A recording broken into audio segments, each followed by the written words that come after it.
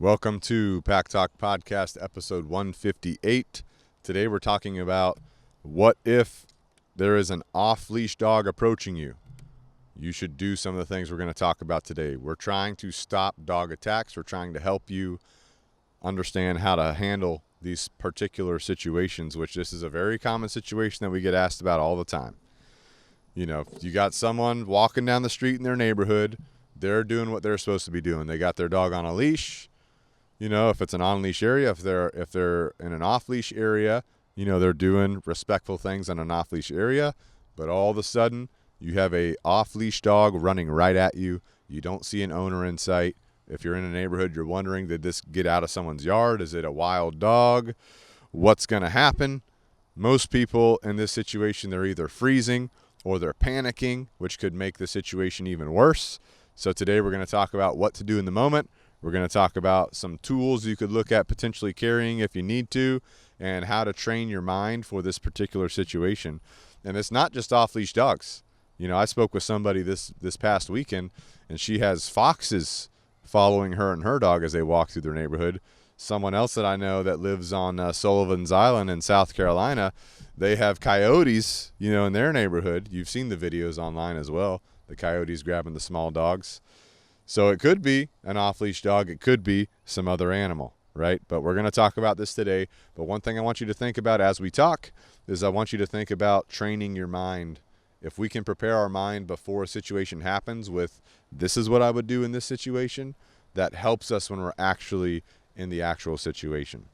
So first, let's talk about why this happens, right? Why does this keep happening? Leash laws, they do exist, right? HOAs will say, you know, your dogs must be on leash. Cities or counties, they'll say our dogs must be on leash, but there's very little enforcement of leash laws. I have been in situations where, you know, I'm walking with somebody, their dog is completely off leash trained, it's walking right next to them, then out of nowhere, an authority figure will show up and say, hey, you got to have your dog on leash. Hey, no problem, we put it on the leash. Not that the dog was doing anything it wasn't supposed to be doing. The dog was very respectful. They were just adhering to leash law. But in most cases, there is very little, if any, enforcement of leash laws, right? And some people just don't care, right? They don't care if their dog's walking around in the neighborhood. They don't care if their dog's off the leash. People let their dogs out of the front door thinking it will turn around, just come right back, and it doesn't. Something else that really just grinds my gears is when, you know, you got your dog on leash, you're doing what you're supposed to be doing. Someone else has their dog off leash or maybe even on leash, and it's coming right for you. And if it's on leash, they're just getting drugged to you. And they say, he's friendly, she's friendly, right? That is one of the most dangerous phrases in dog ownership because, you know, the people that are saying that, they have no idea about their dog's real personality. They don't understand dog body language. They don't even know what their dog's communicating. A friendly dog could have situations where it, you know, bites another dog, you know. So just don't say that, right? Don't say that. Understand dog body language. Understand responsible and respectful dog ownership. If you're looking to let your dog meet other dogs, go to a dedicated dog park, right? Then you have a bunch of people with their dogs on leash. They're working through reactivity. They're working through different problems with their dog.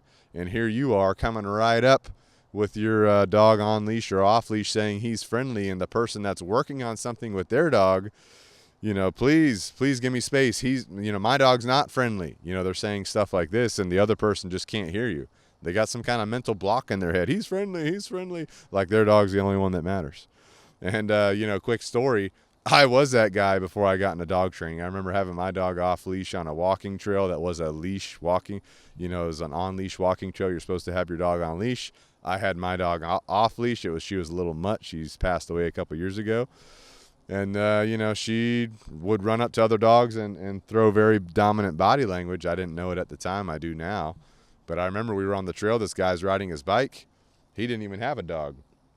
My dog starts running at the guy.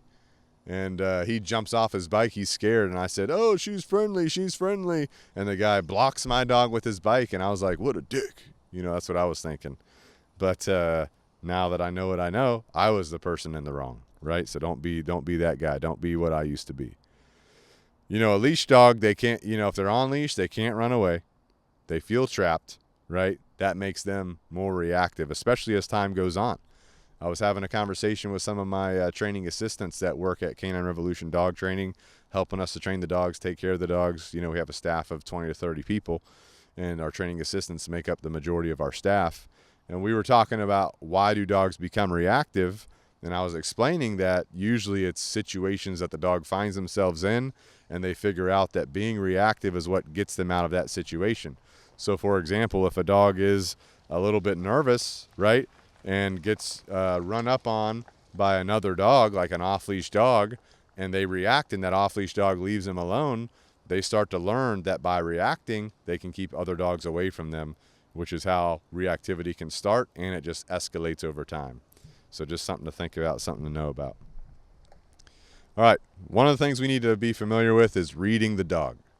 Reading the dog that's approaching us, reading our dog. We need to understand dog body language. We need to understand what are the potential cues we're reading off of our dog and the other dog, that it could be a potential threat or it could be potentially friendly. So for friendly dogs, you'll see like a loose-ish body. You could see the tail wagging horizontally and the butt of the dog wagging at the same time. You could see the dog being kind of bouncy. A lot of times they'll do play bows where they'll kind of lower their front end, keep their rear end up. These kind of things. These are all indications that the dog is most likely friendly. It doesn't always mean the case, but most likely. If the dog's a threat where it could cause an issue, that dog most likely has a stiff body. It could have a hard stare. The tail could be straight up, curled over. That's the sign of dominance, confidence. Could have a tail lowered, right? Sign of unsurety, insecurity, fear. Tail curled up underneath the belly, fearful, right? Hard staring, ears forward, a little bit of wrinkles on the forehead from the ears and the eyes getting so focused on your dog. Straight line approach coming right at your dog, right? All these are indications of a potential threat.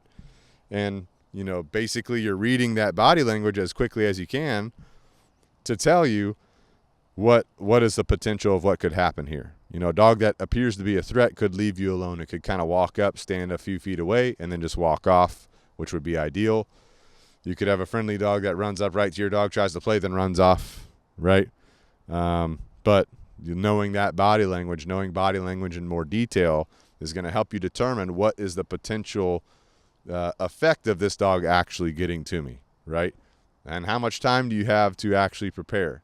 Do you have a lot of time? Do you have a couple seconds? Do you have a couple minutes? Like, how much time do you have to make a decision and figure out what this dog's doing, right? Now let's talk about what should you do in the moment. You're in this situation. You've got this dog running up at you. Could be an off-leash dog. Could be an owner getting dragged by their dog. What do you do in the moment when this is happening? First of all, stay as calm as possible. I know it's hard. Your dog is reading your energy. That other dog is reading your energy. Stay as calm as you can, right? Try not to scream or yell, because if you do that, that could trigger your dog to be reactive. That could trigger the other dog to actually run up when it wasn't even going to run up on you. So keep that in mind. Try not to raise their arousal. Try not to trigger an attack. If you start screaming, that could trigger those things, right? You can use a body block, right? So for me, when I'm in these situations, I call my dog in a heel position, which is on my left side. Let's say the off-leash dog is approaching me. I'll generally turn my body so the right side of my body is facing this unknown dog walking up, and then my dog is on my left side, and it maintains body adherence to me, so when I turn, it turns, right? That comes from good heel training, good leash walking training. So you can do that. A lot of times that other dog might try to move around you, and you keep turning as that other dog is turning, and then the other dog will kind of move off. It's a potential. Or the other dog could just come straight in, doesn't care about your body block, comes straight into you. You can tell that dog as you're body blocking, no, right? You don't want to start yelling. You don't want to try and get amped up. You just want to be firm. You want to be neutral. No, right? Something like that. These kind of authoritative or, firm communications, a lot of times the dog will get that vibe, and it will kind of hover for a second, and then it might turn away because it's not used to being treated like that, right? You can do some, like as you're turning, you can do some lateral movement, move diagonally or laterally to the side with your dog on your left side in heel position.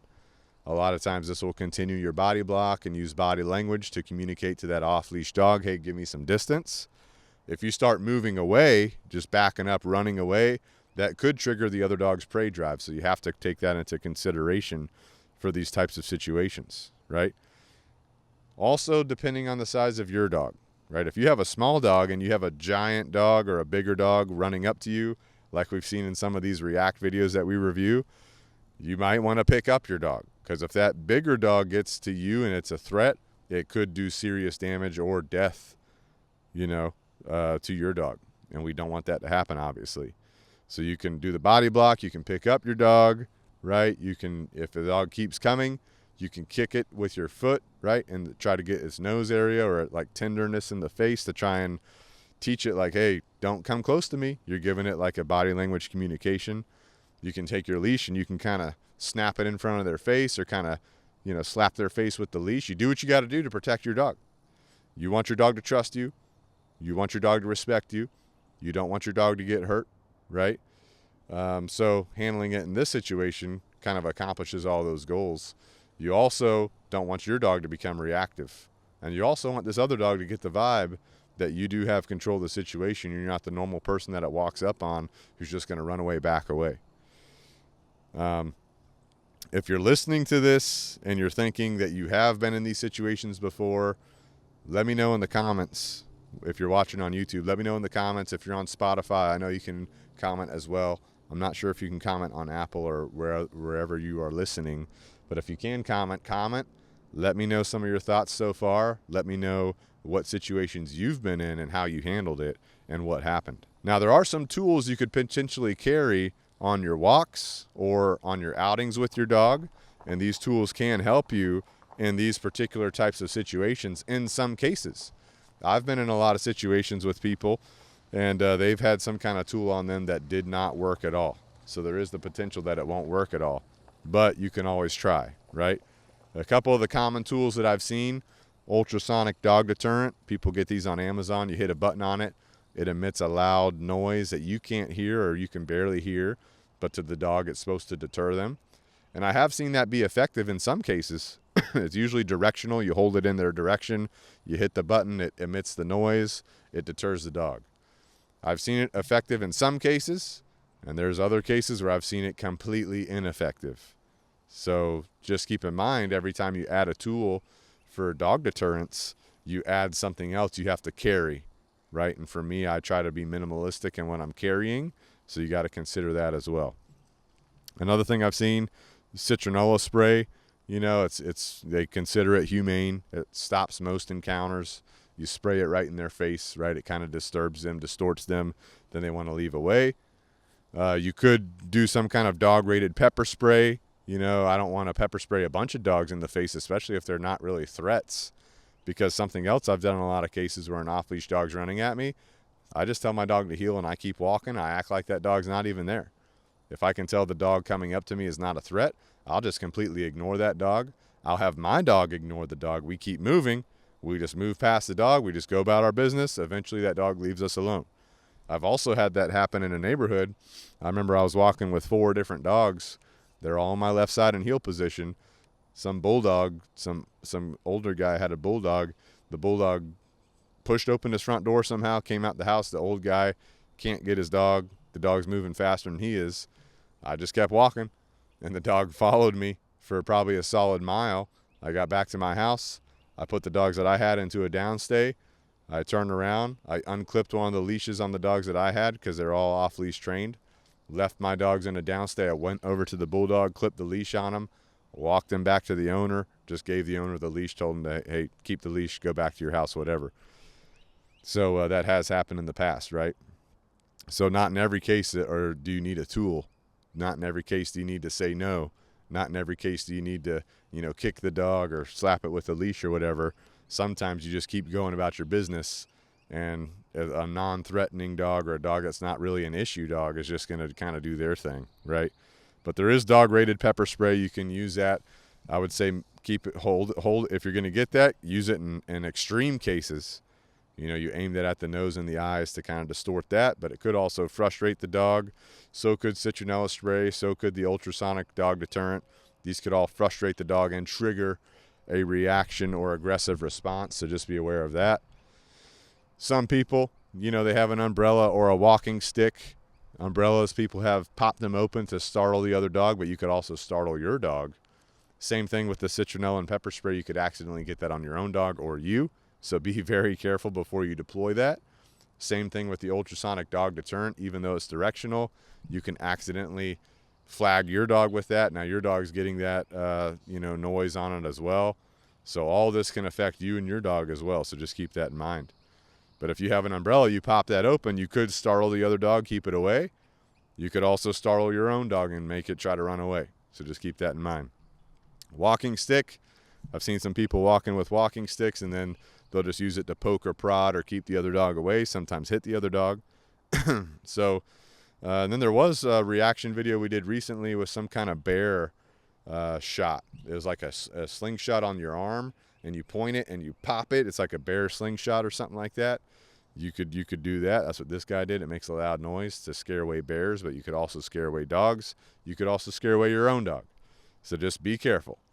In most places, you're totally fine to defend yourself no matter what method you choose. Now, there are some people that go extreme and they want to shoot a dog, right? They're concealed carrying or open carrying. They want to shoot a dog, or they got a knife, they want to stab a dog. I mean, come on. Unless there's life on the line, or unless I have the potential to get seriously injured by the other dog. If I have a nice friendly dog walking up to me, I'm just going to ignore that dog and keep walking, even if it's off leash. I'm really reading that body language as that dog approaches, and I'm making the decision on what I'm going to do based on the body language that comes up. But in most cases that I've been in, either ignoring the dog and keep moving and the dog move off on its own, or using my foot to kind of kick the dog in the face, or leash to kind of slap it in the face. Those have all been very effective. There was one time where I took the leash off of my own dog, which is off-leash trained, wrapped it around the other dog's neck, and I kind of got control of that other dog with the leash. So that is a potential as well, right?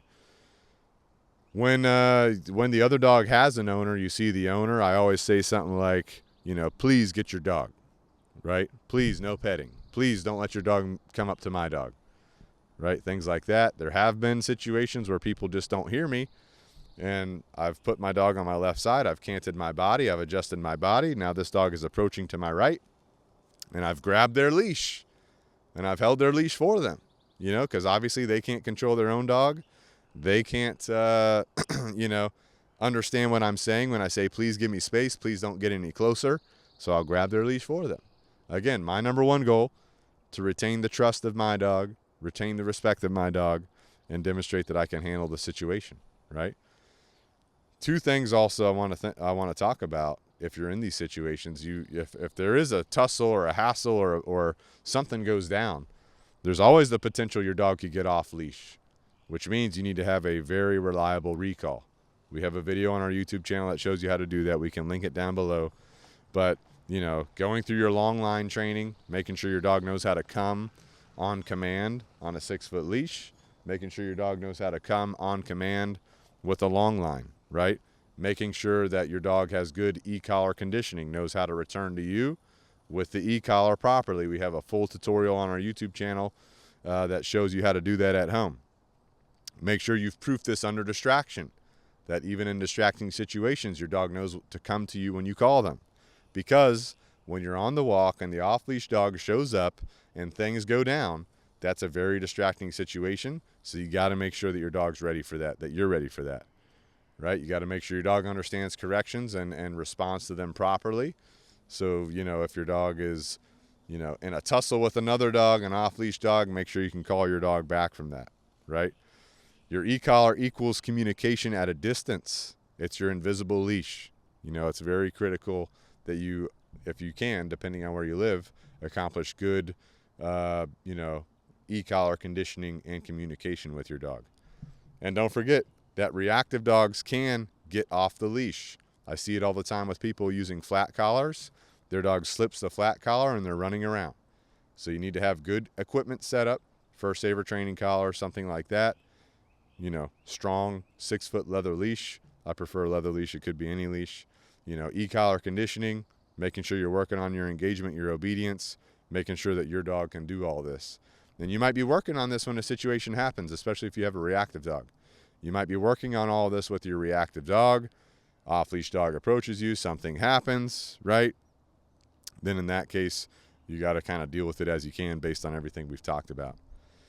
Let's say, for example, your dog gets into a fight. What do you do if your dog gets into a fight? This off-leash dog has run up to you. Now your dog and the off-leash dog are fighting. You got to be careful, right? Because anytime, at any point, either dog could turn around and bite you, depending on how you're handling it. Generally, if you grab near the mouth, you're more at risk of you getting bitten by the dog. If there's two people, try the wheelbarrow method where one person grabs the rear legs of one dog, the other person grabs the rear legs of the other dog. Y'all lift up to make them off balance, and then you slowly pull them apart. They do have the potential to come apart and turn around and bite the closest thing to them, which could be you. So hold those legs until they kind of calm down, right? If you're alone, you could take your dog's leash, tie it off to something, go around to the other dog, grab the rear legs, lift them up, back it away. Or, you could drop your dog's leash, go around to the other dog, grab their legs, lift up, back up, tell your dog to stop. If you have good e-collar conditioning and good verbal control, and tell your dog to down. Your dog should lay down, rest while you back up this other dog, get control of the other dog. The other thing you can do is if you have your dog e-collar conditioned, off-leash trained, and you're in this off-leash dog battle, and the other dog that's off-leash, is coming up to you and your dog. Now your dog and this off-leash dog are in a fight. You have your e-collar on your dog. You can take the leash off of your dog. You've got your e-collar on him. That's your invisible leash if you trained it properly. Take your leash off, walk around to the other dog, put the buckle through the handle on your leash, use it as a slip lead on this other dog, slip lead that dog, lift up on its neck until it gets uncomfortable and lets go of your dog. Tell your dog to down, use the e-collar to help you communicate if you need to, then walk the other dog away with your leash formulated as a slip lead. So you got options. You got to think about what's going on. But after the fight's over, after you break them up, and you got to figure out what to do with that dog after you break up the fight, right? Sometimes you leave your dog in a down state. You can call animal control. You can try to figure out with people in the area whose dog this is, right? However you got to handle that. But after you handle it, you always want to check your dog. Check for puncture wounds, check for damages, right? Sometimes damages can be nursed at home. Sometimes you need to go to the veterinarian to make sure you get them checked out. You want to be careful of infection. You want to be careful of injuries that could become possible other things that will complicate the recovery process. So you'll have to make that decision based on what's happening with your dog. I'm the kind of person that tries to handle most things at home, but if it's bad, I'm going to the vet, obviously. So basically, you want to know the body language, see what's happening with that dog. Before you want to know body language in general, your dog and the other dog. Assess that other dog. Is it a threat? Is it a friendly dog? Figure out what actually kind of dog is approaching you. You also want to make sure that your training foundation is solid, your training is solid. You don't know if this is going to happen at the beginning of your training journey, midway through your training journey, or at the more advanced level of your training journey. But wherever this type of situation happens, you got to be ready. You got to think about how you're going to handle that. Know the body language. Assess that dog that's off leash running at you, or the dog getting dragged to you, the dog dragging the owner to you. Read the body language. Figure out what that dog is potentially communicating. Know the tools that you want to carry. If you want to carry some of the extra tools, the walking stick, the sprays, the ultrasonic sound thing, whatever tool you decide to carry, pick it out. Make sure you're ready with it. Make sure it's part of your routine. Know how you're going to move, right? Know how you're going to move your body. Know if you need to body block. Know if you need to communicate, right? Remember, try not to communicate in a fashion that's going to increase arousal or excitement or trigger a reaction. You got to be careful of that, right? Make sure you're working on your recalls, your off-leash training, your e-collar conditioning. Do your long line work. Proof your training, right? Make sure you get accountability worked into your training at some point. And make sure that, you and your dog are running through as many scenarios as possible to try and prepare and be ready for the unknown or a situation similar to this. So let me know what you guys think. Leave a comment. If you're on a platform where you can comment, leave us a review on your favorite podcast platform. If you're watching or listening on a podcast platform, those reviews really help us. And if you need help with your dog, you can reach out to us, Canine Revolution Dog Training. We have our contact info in the link in the description below.